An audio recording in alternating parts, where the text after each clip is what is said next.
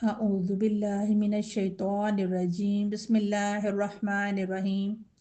रब्बिश्रह ली सदरी व यस्सिर ली अमरी वहलुल उक़दतम मिन लिसानी यफ़क़हू क़ौली वजअल ली वज़ीरम मिन अहली रब्बि यस्सिर वला तुअस्सिर व तम्मिम बिल खैर व बिका नस्तईन आमीन। हज़रत नूह अलैहिस्सलाम का पार्ट 2। हज़रत नूह अलैहिस्सलाम ने जब अपनी कौम को तौहीद की दावत दी तो उस वक्त क्या सूरत हाल थी। ज़मीन में ख़राबी फैल गई थी और बुत परस्ती की वबा आम हो गई थी। तो अल्लाह ताला ने अपने बंदे और रसूल हज़रत नूह अलैहिस्सलाम को मबूस फरमाया, जो एक अल्लाह की इबादत की तरफ बुलाने लगे और जिसका कोई शरीक नहीं और उसके सिवा हर चीज़ की इबादत से मना करने लगे। उन्होंने लोगों को अल्लाह वहदहु ला शरीक की इबादत करने को कहा और ये भी कहा कि अल्लाह के साथ किसी बुत, मुजस्मे या तागुत की पूजा ना करें, उसकी वहदानियत का इकरार करें और इस बात को तस्लीम करें कि इसके सिवा कोई इबादत के लायक नहीं और ना ही कोई रब है। सूरह अराफ की आयत नंबर 59 में अल्लाह ताला फरमाते हैं, इब्दुल्लाह मालकुम मिन इलाहिन गैरुह इन्नी अखाफु अलैकुम अज़ाब यौमिन अज़ीम। अल्लाह की इबादत करो, इसके सिवा तुम्हारा कोई माबूद नहीं, मुझे तुम्हारे बारे में बड़े दिन के अजाब का बहुत ही डर है। और इसी तरह मिलती जुलता मजमून है सूरह हूद का आयत नंबर 26 में, अल्ला ताबुदू इल्लल्लाह इन्नी अखाफु अलैकुम अज़ाब यौमिन अलीम। ये कि तुम सिर्फ अल्लाह ही की इबादत करो, मुझे तो तुम पर दर्दनाक दिन के अजाब का खौफ है। तो अल्लाह ताला की तरफ उनको दावत भी दे रहे हैं, अल्लाह की वहदानियत भी बयान कर रहे हैं और साथ के साथ उनको आखिरत के अजाब से डरा भी रहे हैं। और बार बार वो इस फिक्र में मुब्तला है अपनी कौम के लिए कि ये कुफ्र और शिरक में इतनी डूब गई है और उनका उनकी ख्वाहिश थी है कि उनकी कौम जो है वो राह रास्त के ऊपर आ जाए। और इस सारी दावत में उन्होंने बड़े ही सब्र से, बड़ी इस्तकामत के साथ, दिल जमी के साथ उन्होंने दावत दी अपनी कौम को। तो जैसे अल्लाह ताला ने आयत में बयान फरमाया कि नूह ने अब लोगों को हर तरह की तबलीग की, रात को भी, दिन को भी, तन्हाई में भी, एलानिया भी,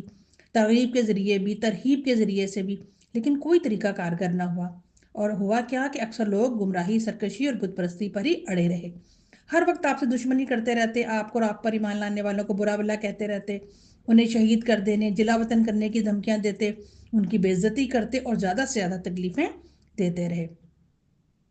आपकी खैर ख्वाही, नरमी और प्यार के बावजूद आपकी कौम के जो बड़े सरदार थे, उन्होंने कहा, इन्ना ला नराका फी दलालिम मुबीन, हम आपको खुली गुमराही में देखते हैं। यानी इतना आप उनको अल्लाह के दीन की तरफ दावत दे रहे हो और मुसलसल इस बात के ऊपर अड़े हुए थे कि आप गुमराही में मुब्तला हैं, हम सीधे रास्ते पर हैं। तो आपने फरमाया कि अह मेरी कौम, मैं किसी तरह की गुमराही में नहीं हूँ, बल्कि मैं परवरदिगार आलम का पैगंबर हूँ। तुम्हारा ये ख्याल गलत है कि मैं गुमराह हूँ, नहीं, बल्कि मैं रब्बुल आलमीन की तरफ से सही हिदायत पर कायम हूँ, वो जो कौन कहकर जो चाहे पैदा कर लेता है। और मेरा काम क्या है, मैं तो परवरदिगार की बातें तुम तक पहुंचाता हूँ, तुम्हारी खैर ख्वाही चाहता हूँ। मुझे अल्लाह की तरफ से ऐसी बातें मालूम है जिनसे तुम सब बेखबर हो। तो रसूलों को के पास इल्म आम लोगों से बहुत ज़्यादा होता है और उन्हें उन बातों की हिकमतें मालूम होती हैं जो अल्लाह ताला ने उनको सिखाई होती हैं और आम शख्स तक उनकी पहुंच नहीं होती। तो रसूल की ये शान होती है कि वो फसीह व बलीग होता है, नसीहत करने के साथ साथ खैर ख्वाह भी होता है, क्योंकि उसे अल्लाह के सिफात का इल्म सबसे ज़्यादा होता है। तो सिर्फ किसी को दावत दे देना ही काफ़ी नहीं है, बल्कि उसकी खैर ख्वाही जानना भी इसके साथ साथ एक अवलीन फरीज़ा है। तो कौम के लोग एतराज़ करते थे कि आपके पैरोकार अदरा दर्जे के कमतर और ज़लील लोग हैं, और उन्हें सबसे ज़्यादा हैरत इस बात पर थी कि ये एक इंसान है, हमारे जैसा ही है, ये कैसे अल्लाह का रसूल हो सकता है। तो इसी तरह से हर दौर में हर रसूल को, हर नबी को इसी तरह जुटलाया गया कि ये तो हमारे जैसा इंसान है, तो इसका दर्जा जो है वो बुलंद कैसे हो सकता है, ये पैगंबर कैसे हो सकता है। तो नूह के पैरोकारों उनकी तौहीन करते थे, उन्हें कमतर समझते थे और एक कौल के मुताबिक ये अफराद कमज़ोर लोग थे, जिसे हरक्कल ने कहा था कि कमज़ोर ही रसूलों की पैरवी करने वाले होते हैं। और फिर उसने उसकी वजह भी बयान की कि उसकी वजह यह है कि उनके लिए कबूलियत हक़ के रास्ते में कोई रुकावट नहीं होती। यानी कमज़ोर लोग हक़ को पहचान लेते हैं, समझ जाते हैं, तो फिर उनको मालूम होता है कि हक़ सच है और उनको किस चीज़ कोई चीज़ उनके इस रास्ते में रुकावट नहीं बनती कि वो हक़ को कबूल ना करें। और सरदार कहते थे कि इन लोगों ने तो बिना सोचे समझे आपकी दावत को कबूल कर लिया है। حالانکہ حق اتنا واضح ہوتا ہے کہ اسے سمجھنے کے لیے کسی غور و فکر اور تاخیر کی ضرورت نہیں ہوتی، بلکہ جب وہ سامنے آ جائے تو اسے مان لینا اور اس کی پیروی کرنا ضروری ہوتا ہے۔ لیکن وہ کہتے تھے کہ ایمان لانے کے بعد تمہیں ہم پر کوئی برتری حاصل نہیں ہوئی، بلکہ ہم تو تمہیں جھوٹا سمجھتے ہیں۔ قوم کی طرف سے انتہائی سخت اور ناقابل برداشت رویے کے باوجود آپ نے بڑے حوصلے اور استقامت سے صبر کے ساتھ انہیں سمجھانے اور غور و فکر کرنے کی دعوت دی، اور آپ مسلسل یہ دعوت انہیں دیتے رہے۔ اور آپ نے کہا کہ میری قوم، میں تو اپنے رب کی طرف سے روشن واضح دلیل پر ہوں، تم بھی حق کو پہچانو اور رب کو ہی صرف اپنا الہ مانو۔ میں جو چیزیں تم تک پہنچا رہا ہوں اس میں تمہارا دنیا کا بھی فائدہ ہے اور آخرت کا بھی، اور اس عمل کے بدلے میں تم سے کوئی اجرت نہیں مانگتا، اس کا ثواب تو اللہ کے ذمے ہے اور وہ اس سے بہتر ہے جو تم مجھے دے سکتے ہو۔ تو مسلسل جو ہے وہ ان کو سمجھانے کا کام کر رہے تھے، اور آپ کہتے تھے میں تو پیغام پہنچانے والا ہوں، مجھے صرف اتنا ہی علم ہے جتنا اللہ نے مجھے سکھایا ہے، اور صرف اتنی ہی طاقت ہے جتنی اللہ نے مجھے دی۔ میں تو اللہ کی مرضی کے خلاف اپنے نفع نقصان کا مالک بھی نہیں، اور نہ میں یہ کہتا ہوں کہ میرے پیروکاروں کے لیے قیامت کو اللہ کے ہاں کوئی نعمت نہیں ہوگی۔ ان کے بارے میں اللہ زیادہ جانتا ہے ان کے دلوں میں کیا ہے۔ وہ نیکی کا اچھا بدلہ دے گا اور گناہ کا برا بدلہ دے گا۔ دیکھیں، نیتوں کے حال تو اللہ تعالیٰ جانتے ہیں، اور کس کی نیت میں کتنا اخلاص ہے۔ کوئی جو نیک عمل کر رہا ہے اس میں جتنا اس کا اخلاص ہوگا، جتنا اللہ کی رضامندی، اللہ کی رضا حاصل کرنے کا اس کے اندر شوق ہوگا، اس کے مطابق اللہ اپنی شان کے مطابق اسے اجر عطا فرمائے گا۔ ہم قطعی طور پر کسی کے ظاہری اعمال کو دیکھ کر یہ فیصلہ نہیں کر سکتے کہ اس کے ساتھ آخرت میں کیا معاملہ ہوگا۔ پھر آپ علیہ السلام نے خلوص سے، اخلاص نیت سے اور اپنے لوگوں کی خیر خواہی کو سامنے رکھتے ہوئے انہیں دعوت دی، کیونکہ آپ کی نیت خالص تھی، کوئی دنیا داری کی حرص، طمع، لالچ کچھ بھی نہ تھا، بس ایک اللہ کی رضا حاصل کرنے کا شوق تھا، اور اطاعت الہی کا ذوق بھی تھا اور شوق بھی تھا۔ اور آپ بار بار ان سے کہتے تھے میرا اجر تو میرے رب کے ذمے ہے، میں تم سے کسی اجر کا طلبگار نہیں ہوں۔ توحید کی دعوت میں اخلاص کے ساتھ ساتھ اپنی قوم کی خیر خواہی کا جذبہ بھی غالب تھا۔ ان کی گمراہیوں پر آپ تڑپتے تھے، آپ ان کی اصلاح چاہتے تھے، انہیں ضلالت کے اندھیروں سے نکالنا چاہتے تھے، غلط روی کے راستے سے بچانے کی کوشش میں مسلسل مصروف تھے۔ سورہ اعراف میں آتا ہے نا کہ میں تمہیں اپنے رب کے پیغام پہنچاتا ہوں، میں تمہارا خیر خواہ ہوں۔ تو اس خیر خواہی کو ہی کی وجہ سے ہی وہ ان کو بار بار اللہ تعالیٰ کی طرف دعوت دیتے تھے۔ پھر آپ کا توکل اللہ پر تھا اور آپ بار بار اللہ کی طرف ہی رجوع کرتے تھے۔ چونکہ دعوت اللہ کے سارے مراحل میں حضرت نوح علیہ السلام کے رویے میں توکل اللہ بہت زیادہ نظر آتا ہے، اور یہ توکل ہی تھا کہ اتنی طویل دعوت جس میں قوم کا مسلسل انکار اور فرار کے سوا کوئی اور رویہ نہ تھا، اس کے باوجود اللہ پر بھروسہ کرتے ہوئے دعوت کی کوشش میں مسلسل ثابت قدمی سے آپ جمے رہے، ڈٹے رہے۔ سورہ یونس کی آیت نمبر 71 میں اللہ تعالیٰ فرماتے ہیں حضرت نوح نے اپنی قوم سے کہا، اے برادران قوم، دیکھیں کتنے پیار سے وہ اپنی قوم کو مخاطب کر کے جو ہے وہ دعوت دیتے ہیں کہ اے برادران قوم، اے میری قوم کے لوگوں، اے میرے بھائیوں، اگر میرا تمہارے درمیان رہنا اور اللہ کے آیات سنا سنا کر تمہیں غفلت سے بیدار کرنا تمہارے لیے ناقابل برداشت ہو گیا ہے تو میرا بھروسہ اللہ ہی پر ہے۔ اصول کیا ملتا ہے کہ دین کی دعوت دیتے ہوئے اللہ ہی پر بھروسہ رکھنا، نہ کہ اپنی صلاحیتوں پر، بلکہ اللہ پر بھروسہ کرتے ہوئے اپنی صلاحیتوں کو دین کے فروغ کے لیے استعمال کرنا، نتیجے کی پرواہ نہ کرنا، کیونکہ اس کا اجر تو اللہ کے ذمے ہے۔ مسلسل دین کی تبلیغ اور ترویج کا کام کرتے رہنا ہے، گھبرانا نہیں ہے۔ حضرت نوح علیہ السلام کی صبر و استقامت کی بہترین مثال ہمارے سامنے ہے۔ 950 سال دعوت دی اور صرف 40 لوگ ایمان لائے، لیکن انہوں نے اس بات پر نہ دل چھوڑا، نہ دل برداشتہ ہوئے، بلکہ دل جمی سے لگے رہے اور اپنا کام کرتے رہے۔ آپ نے اللہ کا پیغام لوگوں تک پہنچانے کے لیے بڑی جرات اور ہرگوئی کا مظاہرہ کیا۔ سورہ شعراء میں 115-116 آیت میں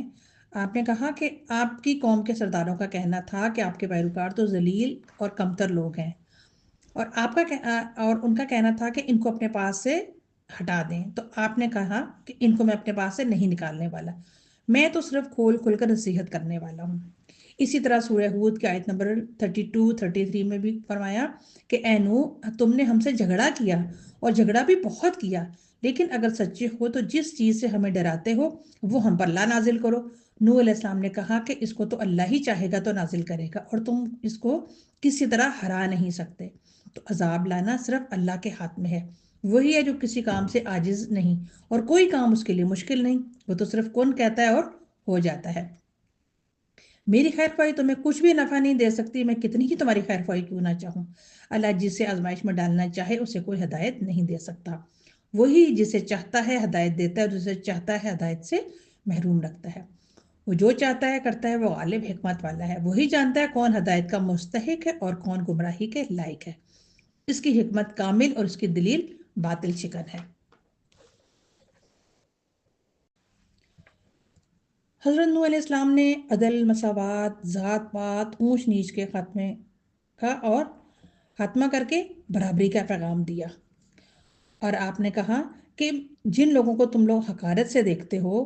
کہ اللہ تعالیٰ نے انہیں کوئی بھلائی نہیں دی، تو یہ اللہ تعالیٰ ہی بہتر جانتا ہے کہ کون کس درجے پر ہے۔ اور سورہ شعراء میں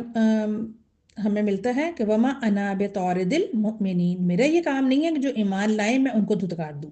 تو حضرت نوح علیہ السلام نے اپنی قوم کو ہر وقت ہر جگہ دعوت دی، اور یہی ہر داعی کے لیے ایک بہترین نمونہ ہے کہ قوم کی ضد، ڈٹائی، ہٹ دھرمی، استکبار کے باوجود دعوت جاری اور ساری رہے۔ تو لوگوں کو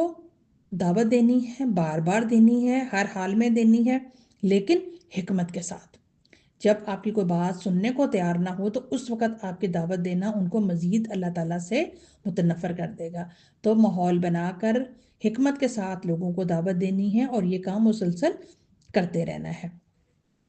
جس طرح حضرت انہوں نے کہا کہ اے میرے رب، میں نے اپنی قوم کے لوگوں کو روز و شب پکارا، یعنی رات دن ان کو دعوت دی میں نے،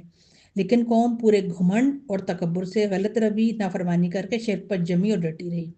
ضد اور ڈھٹائی سے دعوت کو قبول کرنے سے باز رہی، اور پورے ظلم اور زیادتی کے ساتھ مخالفت پر تلی رہی۔ حضرت نوح علیہ السلام نے کہا کہ میرے رب، انہوں نے میری بات رد کر دی ہے، کیونکہ حضرت نوح علیہ السلام کی مخالفت میں قوم کے سردار سب سے زیادہ پیش تھے، اور جواب میں ان کی قوم کے سردار جنہوں نے ان کی بات کو ماننے سے انکار کیا تھا کہتے تھے ہماری نظر میں تو تم بس ایک انسان ہو اور ہمارے جیسے ہی ہو۔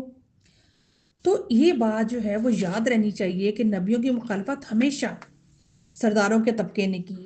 ایلیٹ کلاس نے کی، وہ جو اپر کلاس، وہ جو کوئی دنیاوی طور پر کوئی معاشرے میں مقام رکھتے ہیں، ہمیشہ وہ لوگ اس چیز کی مخالفت کرتے ہیں، کیونکہ جو کھاتا پیتا گھرانہ ہوتا ہے، کھاتے پیتا طبقہ ہوتا ہے، یہی ہمیشہ انبیاء کرام کا مخالف ہوا،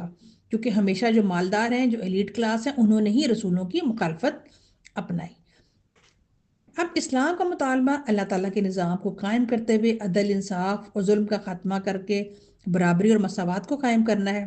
اور انبیاء کی دعوت اسی ذات پات، اونچ نیچ کا خاتمہ کرتی تھی۔ جیسے رسول پاک صلی اللہ علیہ وسلم نے بھی خطبہ دیا تھا حجۃ الوداع کے موقع پر کہ کسی گورے کو کسی کالے پر، کسی کالے کو کسی گورے پر، کسی عربی کو کسی اجمی پر کوئی فوقیت حاصل نہیں، تم سب ایک آدم کی اولاد ہو۔ تو رسول پاک صلی اللہ علیہ وسلم کی اور تمام انبیاء کی دعوت کا یہ لازمی جز ہے عدل اور مساوات کا درس۔ تو اس دعوت کے نتیجے میں جب ان کے نظام کی بجائے اللہ کا نظام قائم ہوتا تھا تو ان کی حکومت، ان کے عہدوں پر زد پڑتی تھی، ان کی حکومتیں چھن جاتی تھی، اس وجہ سے وہ اس دعوت کے مخالف ہوتے تھے۔ تو اسلام کی عدل و مساوات کا بھی یہ تقاضا ہے کہ صرف اپنے عہدوں اور حکومتوں سے ہی نہیں بلکہ اپنی خود ساختہ معاشرتی اور معاشی برتری سے بھی دستبردار ہوا جائے، اور نبیوں کی دعوت کو قبول کرنے، اللہ کے نظام کو تھامنے کے بعد چونکہ ان کے اقتدار اور حکومت چھن جاتی ہے، ان کے مال، عہدے، درجوں اور شانوں میں کمی آتی ہے، اس لیے وہ اس دعوت کو قبول کرنے سے نہ صرف رکتے بلکہ اس کی کھلم کھلا مخالفت کرتے ہوئے بھی نظر آتے ہیں۔ وہ اپنا مال، اپنی صلاحیتیں، اپنی طاقتیں اور ساری قوتیں اللہ کے نبیوں کی مخالفت میں لگا کر دین حق کے غلبے کو روکنے کے لیے ایڑی چوٹی کا زور لگاتے ہیں، اور ہر نبی کے دور میں ایسا ہی ہوا۔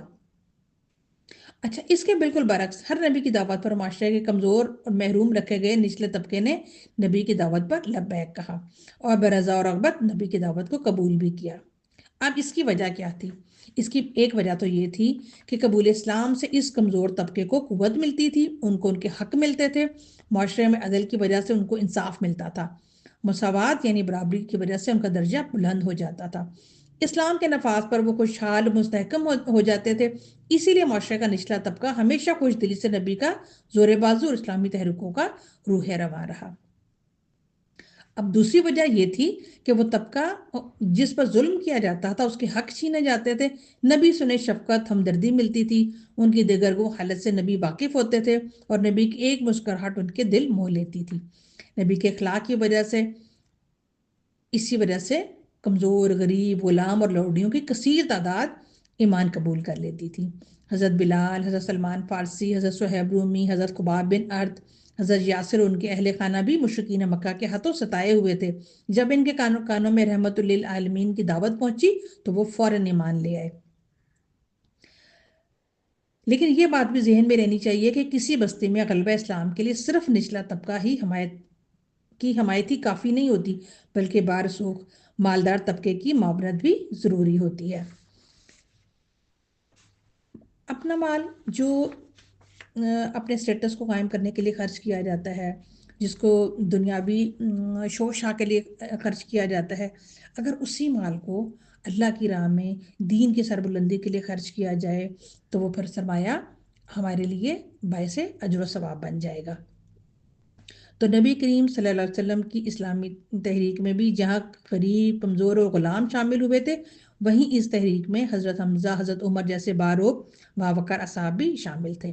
تو ان تمام کی صلاحیتیں دین کے کام آئیں۔ تو ہم نے بھی اپنی صلاحیتوں کو اپنی دین کی دعوت میں لگانا ہے، اپنی زبان سے، اپنے قلم سے، اپنے اوقات، اپنے مال، اپنی اولاد اللہ کے دین کے کاموں میں لگا دیں، اور یہ کام خلوص نیت سے کریں، اللہ کی رضا کے لیے اور دین کی سربلندی کے لیے کریں۔ انبیاء کی طرح کسی اجر کی توقع لوگوں سے نہ رکھیں، بلکہ اللہ کی رضا کی خاطر اللہ کے دین کو پھیلانے کا کام کرتے رہیں۔ اپنا مال خرچ کریں، اللہ کی راہ میں صدقہ خیرات کریں، زکوٰۃ ادا کریں۔ صرف زکوٰۃ ادا کرنا ہی کافی نہیں ہے، بلکہ اللہ کی راہ میں صدقات کر کے، نیک کاموں میں پیسے کو خرچ کر کے اس پیسے کو آگے کے لیے سیو کر لیں۔ تو حضرت عثمان اور حضرت عبد الرحمن بن عوف جیسے صاحب مال بھی اس دعوت میں شامل تھے۔ حضرت علی اور حضرت ابو بکر صدیق جیسے صاحب علم ساتھی بھی تھے آپ کے ساتھ۔